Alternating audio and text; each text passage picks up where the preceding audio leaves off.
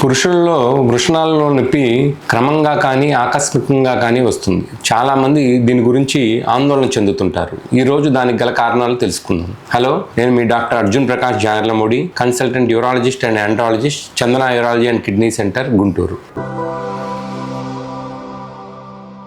పురుషులలో వృషణాల నొప్పి గల కారణాలు ఏంటి? దీన్ని చెప్పుకునే ముందు మన వృషణాల్లో నొప్పి సడన్గా సివియర్గా వచ్చిందా లేదా చాలా రోజుల నుంచి లాంగ్ టర్మ్గా ఉన్నదా అని ఆలోచించడం చాలా ముఖ్యం.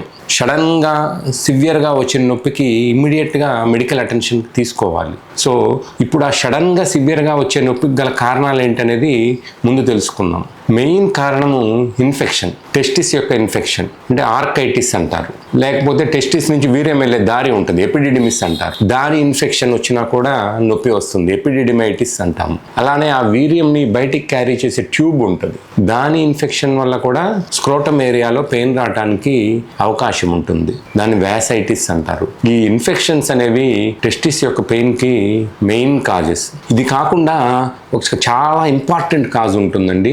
మెయిన్గా యంగ్ ఏజ్ గ్రూప్లో, అంటే ఒక 15 నుంచి 20 ఇయర్స్ ఆ ఏజ్ గ్రూప్లో సివియర్ పెయిన్, స్వెల్లింగ్, టెస్టిస్ వాపు, ఎర్రగా అయిపోవటము, సివియర్గా పెయిన్ రావటము, దానికి మెయిన్ కాజ్ టార్షన్ టెస్టిస్ అంటారు. అది చాలా ప్రమాదకరమైనది. అంటే మన టెస్టిస్ ఏదైతే ఉందో అది మెలపడిపోతుంది. మనకి మెడకి గనక ఉరి వేస్తే ఎలా గాలి ఆడక ఇబ్బంది పడతామో, టెస్టిస్ మెలపడిపోవటం వల్ల దానికి రక్త సరఫరా ఆగిపోయి అది సివియర్ పెయిన్, స్వెల్లింగ్, రెడ్నెస్ వస్తుంది. ఇది ఒక సర్జికల్ ఎమర్జెన్సీ. దీన్ని మనము ఒక 3-4 అవర్స్ లోపు గుర్తించి ఆపరేట్ చేయకపోతే అతను టెస్టిస్ కోల్పోవాల్సిన అవసరం వస్తుంది. అంటే దానికి బ్లడ్ సప్లై ఆగిపోయి అది బ్లాక్గా అయిపోయి మనం టెస్టిస్ రిమూవ్ చేయాల్సి వస్తుంది. సో మెయిన్గా యంగ్ పీపుల్ సివియర్ పెయిన్ వస్తుంది, సడన్గా వస్తుంది, టెస్టిస్ రెడ్నెస్ వస్తుందంటే దానికి మెడిసిన్స్ వాడుకోకుండా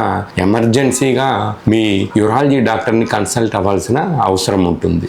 ఇంకా ఈ సడన్ పెయిన్ కారణాలు ట్రామా, ఏదన్నా దెబ్బ తగలటం వల్ల, ఇలాంటి కారణాల వల్ల కూడా మనకి టెస్టిస్లో సడన్ పెయిన్ వచ్చే అవకాశం ఉంటుంది. ఇంకా లాంగ్ టర్మ్ పెయిన్, అంటే పెయిన్ చాలా రోజుల నుంచి ఉంటుంది, దానికి కారణాలు ఏంటి అని కూడా తెలుసుకుందాం.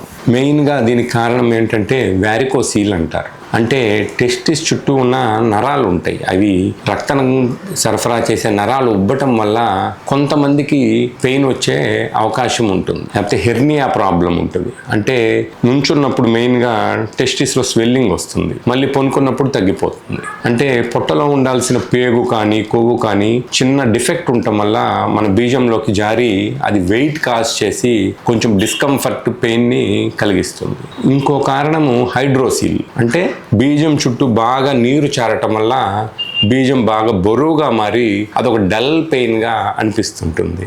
ఇంకా దీనికి మెయిన్ కారణాలు ప్రోస్టటైటిస్.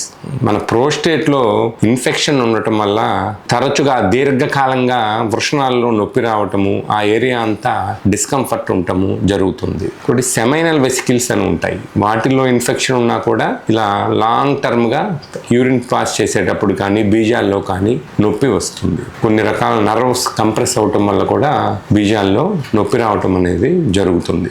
వృషణాలలో నొప్పి చిన్న విషయం కాదు. సరైన సమయానికి పరీక్ష చేయించుకొని ట్రీట్మెంట్ తీసుకోవడం వల్ల చాలా తీవ్రమైన సమస్యలను నివారించవచ్చు. Thank you.